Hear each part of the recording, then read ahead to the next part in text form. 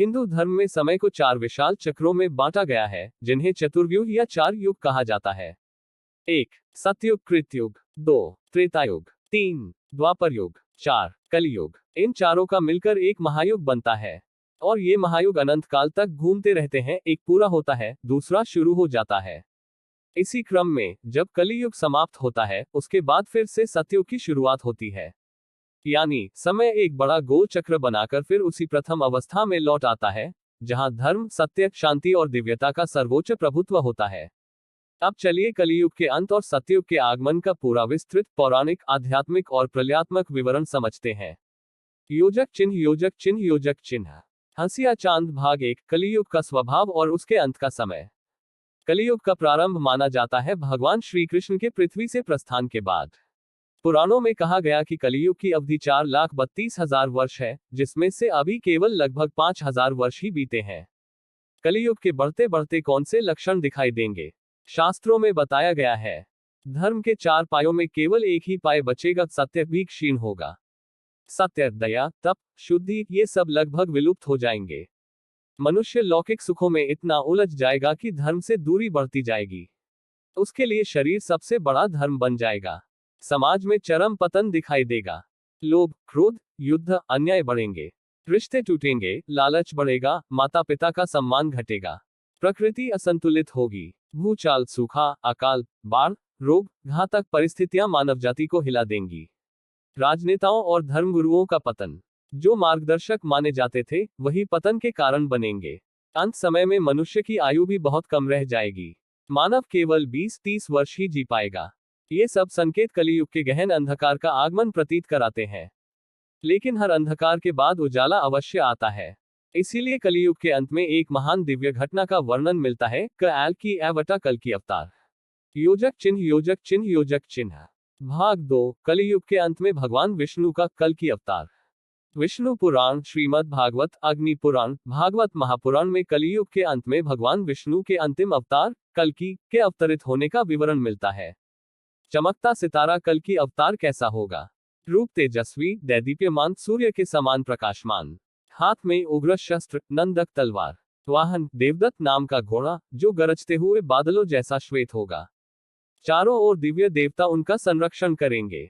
उनका जन्म शंभल ग्राम में एक ब्राह्मण के घर होगा, जगन्नाथ और सुधा के पुत्र के रूप में। कल्कि अवतार का उद्देश्य दुष्टों का संहार करना, पृथ्वी से अधर्म का विनाश करना, कालांतर में बुराई के बोझ से व्यथित धरती को राहत देना। हाई वोल्टेज कल्कि अवतार का संहार।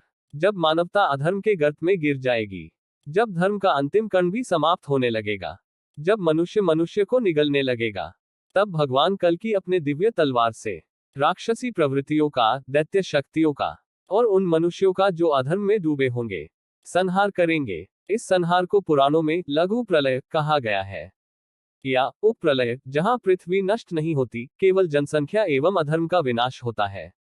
संहार के बाद पृथ्वी एक प्रकार से शुद्ध और पवित्र हो जाएगी। यही परिवर्तन नए युग सत्ययुग का द्वार खोलता है। योजक चिन्ह, योजक चिन्ह, योजक चिन्ह। सूर्यास्त भाग 3। कलयुग समाप्त होने के तुरंत बाद क्या होता है? सबसे पहले अधर्म का संतुलन टूटता है, फिर कल्कि अवतार संहार करते हैं। इसके बाद 1-1 पृथ्वी पर अद्भुत प्रकाश और ऊर्जा का पुनर्जन्म, मानव सभ्यता की एक नई शुरुआत होती है।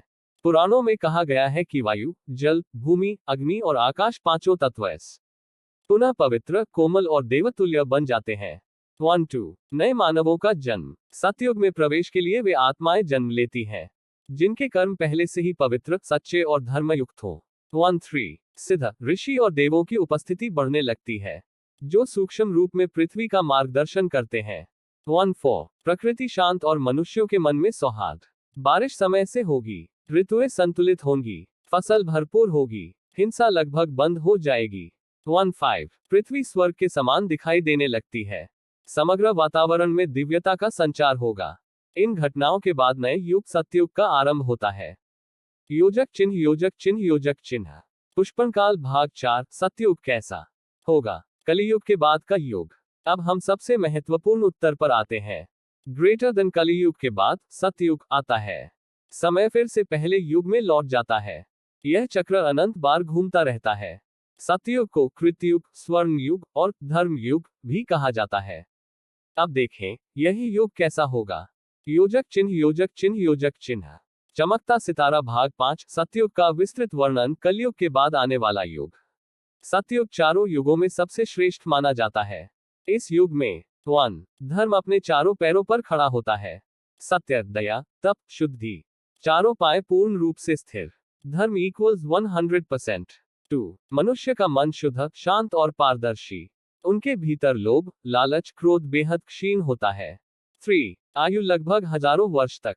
मनुष्य लंबी आयु, उत्तम स्वास्थ्य और दिव्य शक्तियों से भरा रहता है। 4 भोजन प्राकृतिक, कोई व्यापारिक या औद्योगिक प्रणाली नहीं। सभी लोग सरल जीवन जीते हैं। 5 राजा नहीं, धर्म ही शासक। हर मनुष्य स्वयं धर्म के अनुसार चलता है। 6 हिंसा, युद्ध, अपराध, द्वेष शून्य। समाज पुनर्तः शांत, संतुलित और दिव्य। किसी प्रकार का शस्त्र नहीं।